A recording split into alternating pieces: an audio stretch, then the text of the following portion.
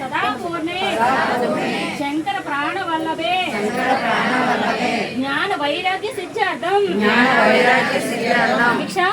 पार्वती मातांच पार्वती देवी पिता देवो महेश्वरः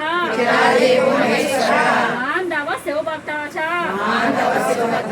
स्वदेशो भुवनत्रयम् ओम नमः शिवाय ओम नमः शिवाय अन्नपूर्ण माता की गायत्री माता की